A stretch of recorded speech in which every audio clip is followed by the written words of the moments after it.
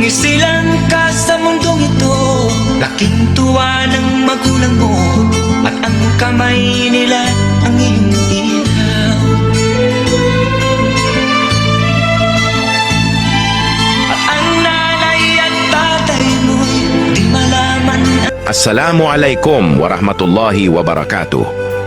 May mga anak na kapag nakatulong na sa magulang, kapag nakapag-abot na ng pera, kapag nakapagpatayo ng bahay o nakabili ng gamot, madalas marinig ang mga salitang, "Ako na lang nang ako ang gumagastos. Lahat na lang ako ang sumasalo. Ang dami ko nang naitulong sa inyo." Pero sandali, naisip mo na ba, ilang gabing hindi natulog ang nanay mo noong ikaw ang nilalagnat? Ilang beses nagutom ang tatay mo para lang may makain ka? Ilang pangarap ang isinantabi nila para lang maibigay ang mga pangangailangan mo? Hindi nila isinumbat ang bawat puyat. Hindi nila binilang ang bawat sakripisyo. Hindi nila ipinaramdam na pabigat ka. Hindi nila sinabi, "Ang laki na nang nagastos namin sa'yo." Dahil ang pagmamahal ng magulang, hindi marunong magkwenta. Kaya kung ngayon ay may kakayahan ka ng tumulong, gawin mo ito. Hindi dahil obligado ka, kundi dahil mahal mo sila. Huwag mong gawing utang na loob ang bawat ibinibigay mo. Huwag mong ipamukha ang bawat perang iniaabot mo. Dahil ang perang nawala, maaari mo pang kitain ulit.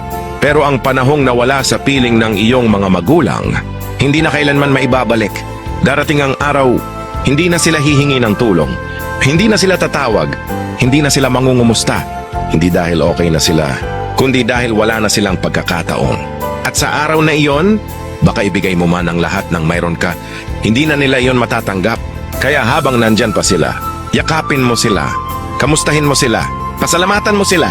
At kung may maitutulong ka, ibigay mo ng buong puso, walang panunumbat, walang pagkwenta, walang hinihintay na kapalit. Dahil ang tunay na pagmamahal sa magulang ay hindi nasusukat sa laki ng naibigay, kundi sa pusong kusang nagbibigay, kahit walang nakakakita, kahit walang palakpak, at kahit walang kapalit. Kung mahal mo pa ang iyong mga magulang, huwag mong hintaying maging alaala na lang sila bago mo iparamdam kung gaano sila kahalaga.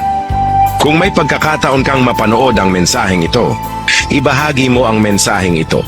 Nagmamahal mula sa iyong kapatid, Kuya Mike Burong Omar. Assalamualaikum warahmatullahi wabarakatuh.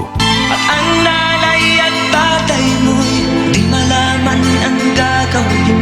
Minamasdan pati pagtulong mo. At sa gabing napupuyat ang iyong nanay sa pagtimpla ng gatas mo. At sa umaga na may kalong ka ng iyong amang tuwang-tuwa sa'yo.